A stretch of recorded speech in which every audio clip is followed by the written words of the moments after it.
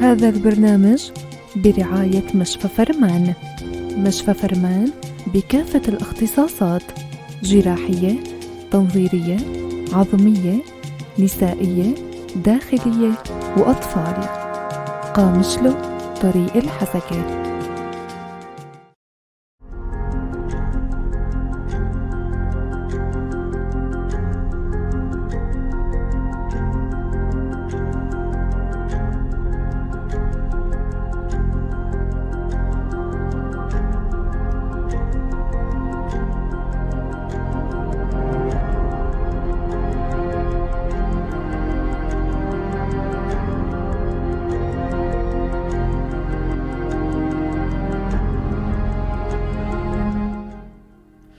مساء الخير لكل مستمعينا ومتابعينا، أهلا وسهلا فيكم بحلقة جديدة من برنامج صحتك بالدنيا، وضيف جديد وموضوع جديد.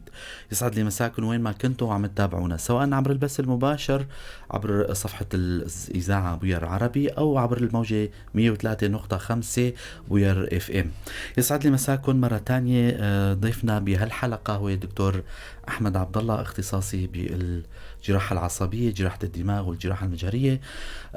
موضوعنا هو مهم كتير، بخص آلام الرقبة للي كتير شرائح من الناس عم يعانوا من هالمرض أو هالحالة هاي. العديد من الأسئلة لحتى نعرف شو سبب هاي الحالة أو شو بنعني بآلام الرقبة. خلوكن معنا لحتى تستفيدوا، ونتمنى منكم أنكم تشاركوا رابط برنامجنا لحتى يستفيدوا زملائكم. أهلا وسهلا فيك دكتور أحمد. أهلا وسهلا كاك عماد، أهلا وسهلا بكم وبوير اف ام. شكرا كتير لكم لدعوتكم أيضا. موضوعنا مثل ما ذكرنا لمستمعينا للي عنده سؤال 429-101 هو رقمنا الأرضي. فيكم تتواصلوا معنا عبر الواتساب عبر الرسالة 093-82-80-81-4 يلي برات البلد حتى فينهم ينضموا لنا أيضا عبر صفحة الإذاعة بوير عربي. عبر سؤال فينا نجاوب على سؤالكم. طبعا دكتور رح نخصص الوقت الأخير من الحلقة للإجابة على أسئلتكم. لمدخل لحلقتنا دكتور وموضوعنا اللي هو الآلام الشائعة اللي عند كتير من الناس بحكم التطور التكنولوجي والوظائف. آلام الرقبة كتير من الناس، سواء من الشباب، فئة الشباب والفئات العمرية الكبيرة، عم يعانوا من هالآلام هاي. لنتعرف على الرقبة دكتور كعضو وظيفي، كما تخلى حلقتنا لو تشرحوا لنا شوي. نعم، هلا الآلام الرقبية طبعا شائعة جدا، خاصة نحن مقبلين على فصل الشتاء والبرودة. كمدخل يعني لموضوع الرقبة كناحية تشريحية وفيزيولوجية، الرقبة هي عبارة عن تتألف من العمود الرقبي من 7 فقرات رقبية. في فقرات غير نموذجية وفقرات نموذجية. تشريحيا هالموضوع تشريحي بحت. الرقبة تصل ما بين الجمجمة والقفص الصدري والعمود الظهري من الفقرات. العمود الرقبي له دور بحمل رفع الحمل الجمجمة بمحتوياتها، وحركات العطف والبسط والدوران الخاصة بالجمجمة. العمود الرقبي بيمر فيه شريانين أساسيين، الشريان الفقاري اسمه. نعم. هذا الشريان الفقاري يورد الدم من القلب لمنطقة كبيرة من الدماغ كدور أساسي للفقرات الرقبية. تماما. هذا كان وظيفة الرقبة، ربما كانت أغلبيتها مصطلحات علمية كاصطلاحا يعني. طب دكتور، الأعراض اللي عم تظهر على المريض اللي عم يعاني من ألم الرقبة شو هي؟ يا ترى بتكون آلام متوسطة أو آلام شديدة؟ لو تشرح لنا إياها. هلا الآلام الرقبية هي آلام شائعة تتكرر كثيرا عند المرضى اللي يعني يعملون على اللابتوب أكثر شيء، على الموبايل، ساعات طويلة على الموبايل، اللي يتعرضوا للبرودة أكثر شيء، لأنهم عند المكيف، أو عند في مهن شائعة مثل أطباء الأسنان، مثل الحلاقين، السائقين، شائعة عندهم هالآلام الرقبية. هي الآلام غالبا تكون خفيفة إلى متوسطة الشدة. والأسباب كثيرة مثل المناقير والديسك الرقبي ولكن الآلام الأشد هي آلام تشنجية وهي الأكثر شيوعا. أكيد رح نحكي بموضوع العلاج أيضا، هي كمان فقرة من مواضيعنا. يا ترى شو الأسباب؟ حكيتوا من شوي إنه موضوع الأسباب يا ترى هي وراثية؟ بكثير من الأمراض دكتور نلجأ لموضوع ذكر الوراثة بهذا المرض. يا هل ترى آلام الرقبة أيضا مرتبط بموضوع الوراثة، أو هي موضوع حركات فيزيولوجية خاطئة أو وظيفية ربما؟ نعم، الدور الوراثي يعني صراحة مو شائع كتير كسبب لآلام الرقبة. الآلام الرقبة أغلبها هي يعني تكون في عدم توازن يعني عضلات الرقبة ما بين بسط وعطف. في عضلات تعمل أكثر من عضلات، في عضلات يتم إهمالها، خاصة يعني مثل ما حكينا بوضعيات معينة أو مهن معينة يضطر المريض لوضعيات معينة ويهمل العضلات، ففي عضلات تنمو وتقوى وفي عضلات تضمر، فتسبب الآلام الرقبية يلي ممكن تتطور في حال إلى مناقير أو ديسك رقبي أو إلى آخره. تماما. دكتور، الحالة هاي كيف بتشخصوها عندكم بالعيادة؟ مريض إجا عم يشكي من حالة ألم بالرقبة، يا ترى هاي الحالة هاي بتكتشفوها بالفحص السريري أو بتلجأوا للتصوير الشعاعي أو أي إجراء تاني مثلا؟ هو متكامل ما بين القصة السريرية، الآلام من إمتى بدأت، كيف تطورت، تستجيب للعلاج ما تستجيب، للمسكنات البسيطة أم لا تستجيب، كقصة سريرية. بفحص المريض يعني يظهر لنا أن المريض هل ترى هو ألم تشنجي أم آلام رقبية جذرية. الألم الجذري ينتشر للطرف العلوي، الألم الأيمن أو اليسار أو الطرفين العلويين، أو أحيانا الأطراف الأربعة، أو تسبب اضطراب بالمشي. فهي ما بين حالات كقصة وفحص سريري، ما بين حالات بسيطة لمعتدلة لشديدة. فالحالات الآلام التشنجية اللي هي الأكثر شيوعا ما نحتاج يعني إجراءات واستقصاءات أكثر. في حال الآلام الزايد أو الألم الجذري اللي نسميه، يعني ألم ينتشر من الرقبة للطرف مثلا العلوي الأيمن الأيسر، وقتها قد نحتاج لإجراء صور شعاعية كدرجة أولى. الصور الشعاعية تظهر لنا المناقير الرقبية، التشنج بالفقرات الرقبية. في حال كان التوجه والشك بالديسك الرقبي أو فتق النواة اللبية، وقتها صورة الأشعة ما تفيد، إنما اللي المفيد هو الرنين المغناطيسي. تماما. دكتور، المستمعين هلا اللي عم يسمعونا ربما يخطر على بالهم انه يا ترى ايمت يتوجب علينا نزور المريض؟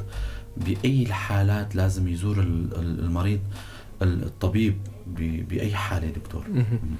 هلا الآلام التشنجية يعني احنا كلنا سمعانين بالوتاب اللي هو الألم التشنجي، وهو شائع جدا.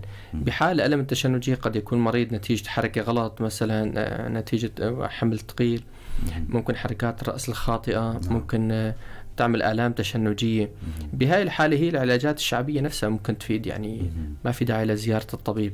ممكن حتى الكمادات، يعني مثل كمادات المية الحارة ممكن تعمل، أو في كتير يعني علاجات شعبية مثل يسخنوا ملح ويحطوا، كمان هاي علاجات مفيدة. الخاطئ هو شعبيا يعني التدليك أو كمساج في حال الألم التشنجي قد يزيد من التشنج. فبهاي الحالة يكون المريض بألم بسيط، نتيجة تدليك يصير عنده ألم شديد، ممكن يخوف المريض، ممكن أما هو بيكون يعني سبب بسيط أو تنحل مثلا بأدوية بسيطة.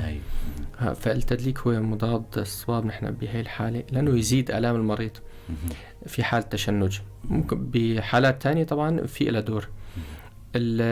زيارة الطبيب تكون دائما إذا في ألم من الرقبة ينتشر إلى مثلا الطرف العلوي الأيمن، الطرف العلوي الأيسر، سبب اضطراب مشي، تشنج بالمشي، اضطراب بالمسرات نحن نسميه، يعني مثلا انفلات بول، مثلا ما يقدر يتبول المريض. هاي الحالات هي شديدة وتستدعي الاستعجال بمراجعة الطبيب وإجراء الاستقصاءات الضرورية. هي نقطة مهمة كتير ذكرتوها دكتور، موضوع الكثير منهم بيلجأوا لأحد زملائهم بيعملوا المساج. هاي نقطة مهمة يعني، أيضا رح نعيد نذكرها بالنصائح الوقائية بآخر الحلقة. نتمنى الجميع أنهم يستفيدوا. طبعا رح أذكر مستمعينا يلي عم يسمعونا هلأ على الموجة 103.5، أنتوا عم تسمعوا برنامج صحتك بالدنيا. ضيفنا هو بالاستوديو الدكتور أحمد عبد الله. للي حدا عنده سؤال أو استفسار 429-101 رقمنا الأرضي. عبر الواتساب يلي برات البلد أو جوات البلد 093-82-80-81-4. بسنا المباشر بويا العربي هي صفحة الإذاعة. فيكن تكتبوا أي سؤال يخطر على بالكم ورح إن شاء الله نجاوب عليها. دكتور، بعد التشخيص أكيد بتلجأوا للعلاج. يا ترى إيمة العلاج بيكون دوائي وإيمة الطبيب يضطر ليلجأ للعلاج الجراحي إلا في حالات الجراحة الحوادث أو التداخل الجراحي؟ إيمة بتلجأوا للعلاج الدوائي وإيمة بتلجأوا للعلاج الجراحي؟ تمام. هلا بعد تشخيص المرض هل يا ترى هو مناقير مثلا الديسك الرقبي، هن متداخلين مع بعض في انزلاق مثلا أو في قصة رد، في مثلا انهدام بالفقرة، في أحيانا يكون مثلا انتقالات مثلا من وراء من سرطان إلى الفقرات كمان وارد.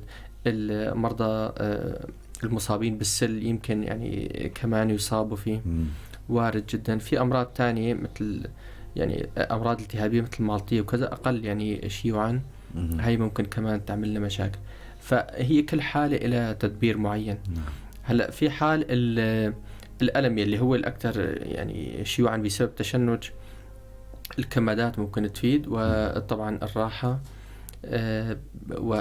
يعني المريض يتجنب الوضعيات المؤلمة، ومع إعطاء في أدوية معينة مثل مضادات الالتهاب الستيروئيدية ومسكنات ألم بسيطة عدة أيام يعني يتحسن المريض. في حال تكرار الألم التشنجي أو نتيجة عمل معين، أو الحالة مثلا فيها مناقير عظمية أو ديسك الرقبي، فهي العلاج الفيزيائي له دور مهم، وهو حجر الأساس بالعلاج يلي نحن مهمل عنه هو نوعا ما. صح. العلاج الفيزيائي طبعا الهدف منه هو تقوية العضلات جانب الفقار، العضلات يلي هي رح تحمي الفقرات وترفع الفقرات عن بعضها، وبالتالي ترفع الضغط عن الجذور العصبية، وبالتالي يخف الألم يلي من الرقبة عم ينزل للطرفين العلويين، بالإضافة لأدوية معينة من مسكنات ومرخيات عضلية كمان هاي تفيد بهاي الحالة. في حال يعني الحالات الثانية مثلا ممكن رضوض، كسور فقرات، قد يلزم العمل جراحي. عمل جراحي طبعا متوفر يعني هون بالقامشلي كمان كأدوات وصفائح وكذا متوفر ممكن تصير. الديسك الرقبي غالبا يستجيب المريض على العلاج المحافظ. الحالات القليلة هي اللي تحتاج لتداخل جراحي. التداخل الجراحي طبعا لها يعني استطابات معينة في حال الألم الشديد المعند على العلاج المحافظ من علاج فيزيائي ودوائي، وفي حال يعني تطور ضعف عضلي، يعني مثلا المريض عم يضعف، عنده حركة الإيد عم تضعف، مثلا عضلات معينة عم تضعف. بهاي الحالة يفترض نحن نلاقي حل، وبالتالي نرفع الضغط عن هذا العصب اللي عم يضعف، أحسن ما العصب يتموت بعدين العملية كمان ما تفيد. دكتور، من ضمن سياق حديثكم ذكرتوا موضوع المعالجة الفيزيائية، وطبعا قبل شوي أيضا حكيتوا بخصوص المساج. يعني كيف بدنا نفصل أو نفصل بين الاثنيناتهم، أنه هذا المساج اللي هو كان خاطئ اللي ضر العضلة أو ضر الآلام وزاد الآلام، وبين المعالجة الفيزيائية اللي أكيد راح يكون واحد شخص مختص وتشخص المريض. كيف بدنا يعني نفصل بيناتهم اثنيناتهم؟ نعم، هو يعني بأيدي خبيرة. إذا صار العلاج الفيزيائي المريض راح يتحسن من أول جلسة، إلا إذا كان يعني عنده ديسك رقبي كبير مثلا، وقتها ممكن العلاج الفيزيائي ما يفيد. ولكن عادة العلاج الفيزيائي المريض بيتحسن عليه بدون هالمساجات اللي نحن حكيناها. طبعا المساج يعني كعلاج فيزيائي للألم التشنجي حكيناها، أما للديسك الرقبي للمناقير فهي إلى دور كمان. أكيد. دكتور، أيضا ضمن حديثكم ذكرتوا موضوع الديسك الرقبي. يا ترى موضوع خطورته أو المناقير الرقبية، لو نشرح للمستمعين يا ترى شو هي المناقير وشو هو الديسك الرقبي؟ هلا المناقير هي زوائد عظمية تنمو على أطراف الفقرة. الزوائد العظمية هاي يعني إذا كانت من الناحية الخارجية فهي ما بتعمل لنا مشاكل من طرف الحنجرة. أما إذا من طرف الداخل يعني طرف النخاع الشوكي فهي قد تضغط على النخاع الشوكي، بالتالي تسبب ضعف عضلي بالأطراف الأربعة حتى، أو إذا على المنطقة المحيطية فقد تسبب ضغط على جذر عصبي معين وتسبب ألم، وتسبب لاحقا ممكن ضعف عضلي، ضمور عضلي، هذا وارد. هي المناقير العظمية. الديسك الرقبي أو الفتق النوالبي طبعا كتير أحيانا مترافقين مع بعض. بيشبه ديسك العمود الفقري؟ نعم. هلا في شبه وفي اختلافات كمان. هلا الشبه بالديسك القطني هو فقط النواة اللبية نحن نسميها، هي مادة جيلاتينية بين الفقرات تنفتق عبر من المحفظة اللي فيها وتضغط على الأعصاب. هلا هون هي عبارة عن حالة من نحن نسميها حالة تنكسية، يعني مع الفتق النواة اللبية تترافق مع المناقير العظمية ومع ضخامة بالفقرات، يعني كلها مع بعضها تصير تضغط النخاع الشوكي. فحتى مصطلحها العلمي كمان مختلف عن الديسك القطني، في اختلافات. الديسك القطني طبعا علاجه جراحي. المناقير بحد ذاتها إذا ما ضغطت النخاع الشوكي والأعصاب لا تحتاج لتدخل جراحي. أكيد تماما. رح نسأل كمان موضوع حلقتنا هو عن الرقبة. في الأخ جيهان عم تسأل أنه عندي آلام الرقبة عم تأثر على سمعي كمان، ما بعرف مدى صحة الكلام هذا. هي عم تسأل أنه عم تأثر على السمع عندها، في هيك شيء دكتور؟ هلا هو الألم الرقبي ينتشر على الطرفين العلويين وممكن تسبب بكامل الجسم، كل شيء من الفقرات وتحت. طبعا تسبب آلام على فروة الرأس كمان من الناحية القفوية، يعني صداع من الناحية القفوية يعني الرأس من الخلف. أم لناحية الأذن تقريبا. أما آلام الأذن أو نقص السمع فهو عصب مختلف تماما، يعني ما له علاقة بموضوع الرقبي. العصب السمعي له يعني منشأ معين، له انتشار معين، ما له علاقة بموضوع الرقبي نهائيا. تماما.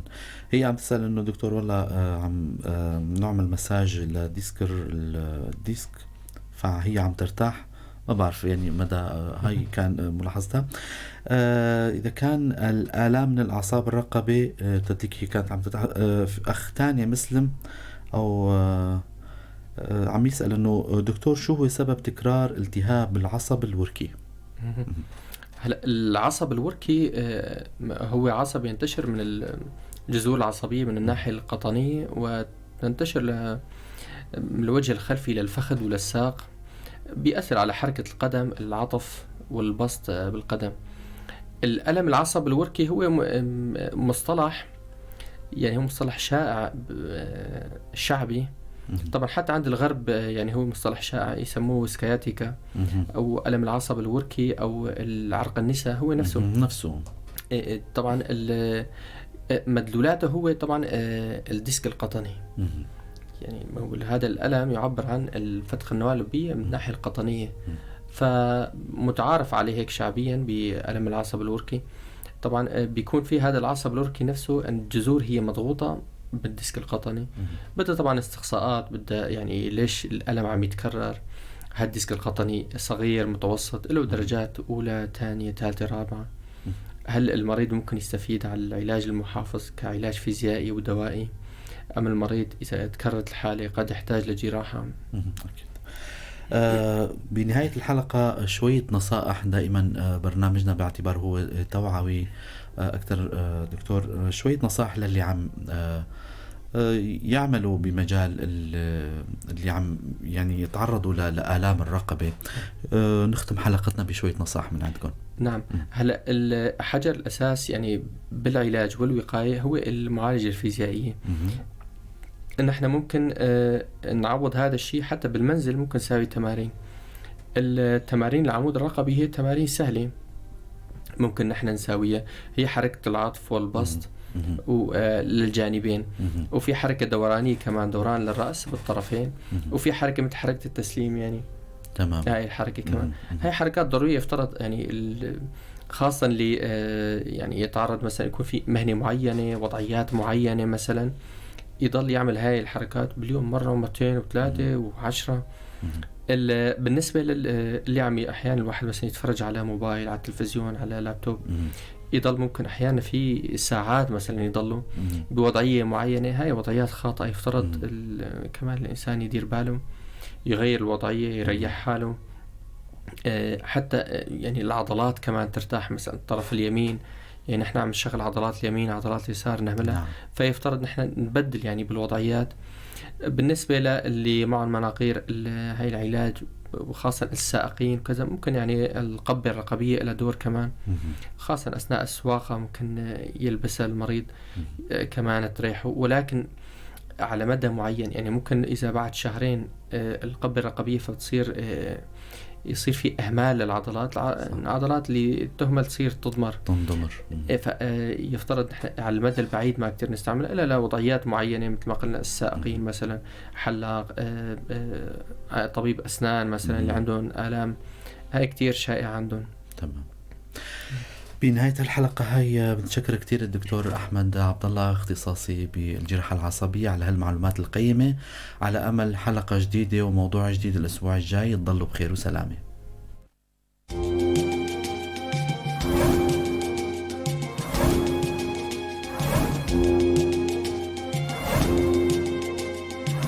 هذا البرنامج برعاية مشفى فرمان. مشفى فرمان بكافة الاختصاصات: جراحية، تنظيرية، عظمية، نسائية، داخلية وأطفال. قامشلو، طريق الحسكة.